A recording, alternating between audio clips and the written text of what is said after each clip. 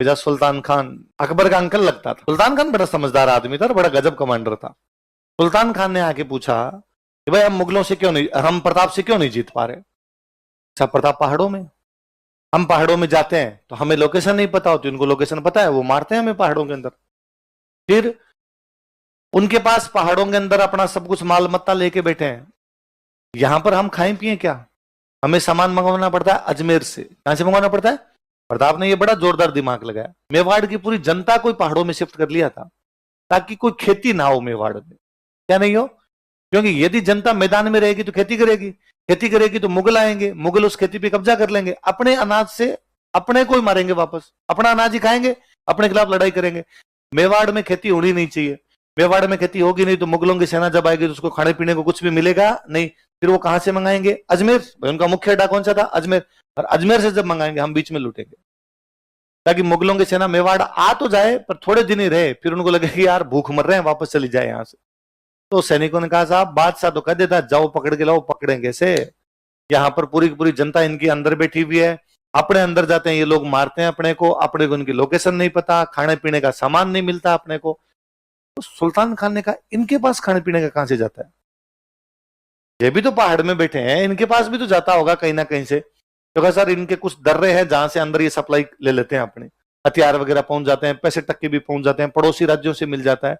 जैसे कौन कौन से दर्रे हैं? तो उन्होंने बताया साहब 4 रास्ते हैं इनके पास, डूंगरपुर की तरफ से देवल, उदयपुर की तरफ से देवारी, पाली की तरफ से और राजसमंद की तरफ से।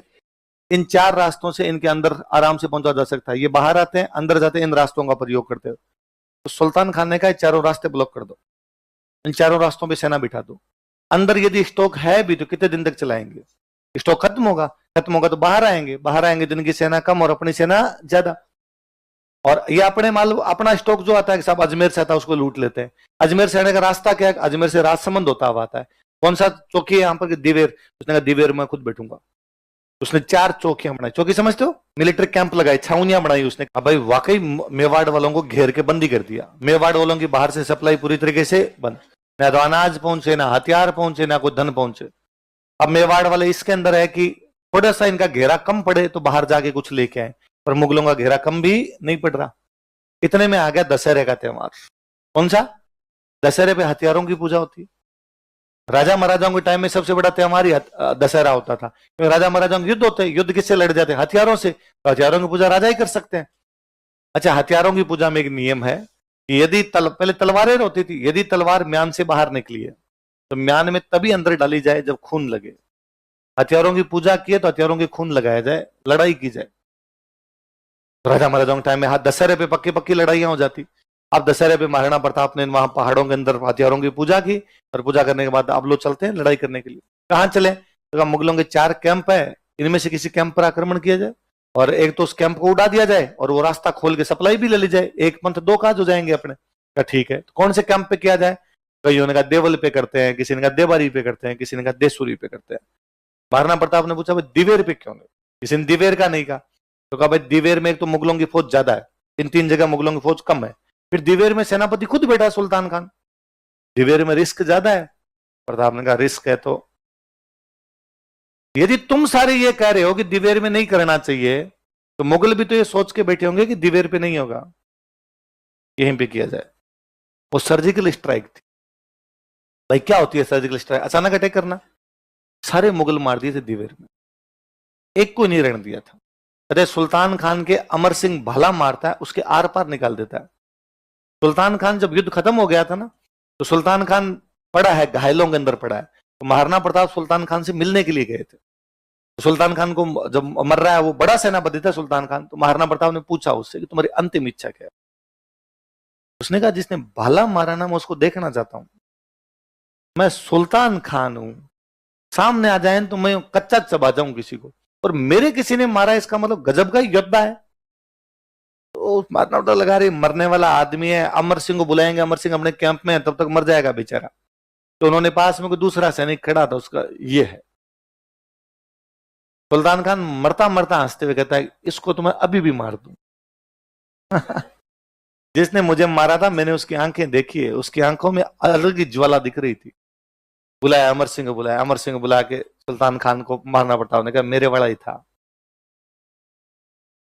सुल्तान खान ने कहा शाबाश, मुझे मारा है तूने, बड़ा काम किया है। अब सुल्तान खान की आंखें बंद हो गई, सांस नहीं निकले उसकी, धड़क रहा है धीरे धीरे। उसके अब भाला लगा हुआ उसके, तो खून धीरे धीरे टपके। और घायल वाले में जब तक पूरा खून नहीं निकलेगा तब तक आदमी मरेगा नहीं। यदि इसलिए होता है कि देखो कोई भी एक्सीडेंट होता था कि फटाफट लेके जाओ, ज्यादा खून नहीं निकलना चाहिए। यदि किसी का ज्यादा खून निकल जाता है डॉक्टर कहते हैं भाई कुछ हो गया। इसलिए होता है कि यदि एक्सीडेंट हो रहा है, खून निकल रहा है तो उसको बांध दो, यदि जोर से बांध सकते हो बांध दो, ताकि खून ना निकले और डॉक्टर के पास लेके पहुंच जाओ उसको। अब उसका वो खून टपके बेचारे का धीरे धीरे कि मरने वाला तो है, पर अब आधे घंटे में मरे, पौने घंटे में मरे, वैसे है।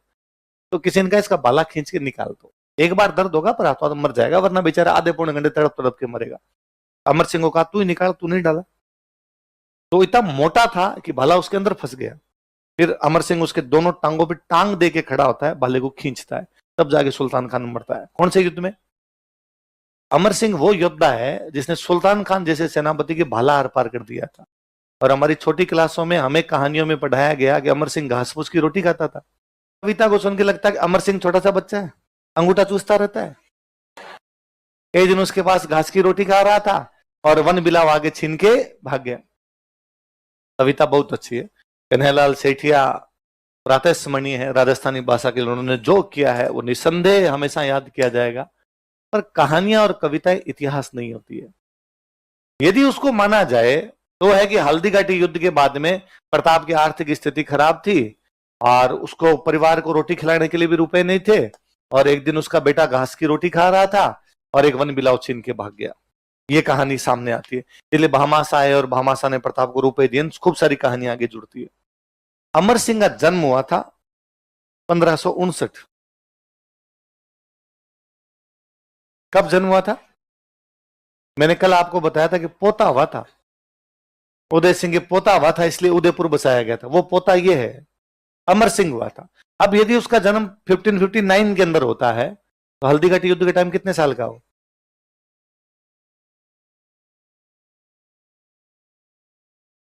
17 साल। कितने साल का?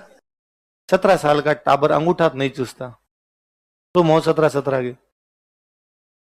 और ये वो टाइम था जब 18 साल तक तो लोग मर ही जाया करते थे लड़ाई में कट पीट के। इतनी उम्र हुआ करती थी सैनिकों की, तो 18 साल में जो चले गए। 8 बरस रो कुकर जिए, बरस 11 जिए सियार, बरस 13 जिए सियार, बरस 18 छतरी जीवा, आगे जीवन को धिक्कार। कुत्ता 8 साल का जीवन जीता है, सियार जो 13 साल का जीवन जीता है, योद्धा जाओ तो 18 साल ही जीवता रहता है। 18 के बाद भी जीवित है, इसका मतलब युद्ध नहीं किए। अपने तो कहानियां इस प्रकार के, दोहे इस प्रकार के बन गए थे। और आप एक 17 साल के लड़के के लिए कहते हो घास फूस की रोटियां खाता था। जब हल्दीघाटी का युद्ध हुआ था तब उसकी पोस्टिंग उदयपुर में थी। उदयपुर में महिलाएं थी। यदि मुगलों की सेना उदयपुर की तरफ आती है, महिलाओं की तरफ आती है, तो महिलाओं को बचाने की जिम्मेदारी किसकी होगी? हल्दीघाटी युद्ध के 4 साल बाद शेरपुर में तो महिलाओं को उठा लिया था। हल्दीघाटी युद्ध के 6 साल बाद दिवेर में से सुल्तान खान को मारा है, जो भाले आर पार कर दिए उसके। तो कई बार क्या है, अपने इतनी कहानियां और कविताएं पॉपुलर हो जाती है कि हमारा पूरा ध्यान उस तरफ भी चला जाता है, सच्चाइयां उससे कोसों दूर हो जाती है। इस बार कभी आप वो कविता सुनो, कविता बहुत अच्छी है, कविता जोर जोर से गाना पर मन ही मन कहना ना, कोई घास फूस की रोटी नहीं थी। और कौन खाता है घास फूस की रोटी? गरीब आदमी घास फूस की रोटी खाता है क्या? क्या गांव में गरीब होते हैं वो ये कहते हैं घास की खा लेते हैं, आज आटा तो है नहीं।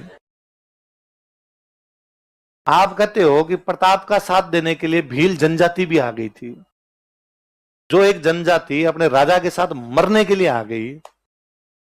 क्या वो राजा को रोटी नहीं खिला दे? क्या जनता को इतना नहीं रहा होगा कि नहीं साहब हमारे राजा यदि भूखा है तो हम उसको खाना खिलाएंगे? जब मरने के लिए तैयार हो, खाना तो खिला ही सकते हो।